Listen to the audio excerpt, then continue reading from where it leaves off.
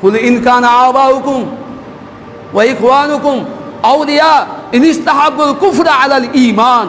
যদি তোমাদের ভাই, যদি তোমাদের বাবা, যদি তোমাদের ভাই, যদি তোমাদের পিতা, যদি তোমাদের মা, তোমাদের আত্মীয় স্বজন, তোমার ভাই, তোমার বন্ধু, তোমার আর পড়োশি, এরা ইমানের তুলনায় যদি কুফরির দিকে বেশি ঢলে যায়, তাহলে তার সঙ্গে তোমার সম্পর্ক রাখা যাবে না। এটা কার দাবি?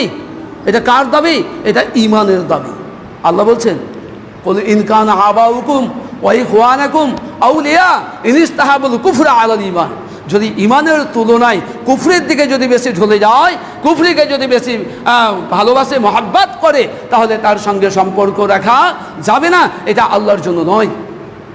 আল্লাহর জন্য যদি হয়, তাহলে আপনাকে একে বাতিল করতে হবে, একে ত্যাগ করতে হবে। যদি সেটা পিতা হোক, যদিও সেটা ভাই হোক, যদিও সেটা মা হোক, যদি সেটা বোন হোক, যদি সেটা আর কেউ হোক।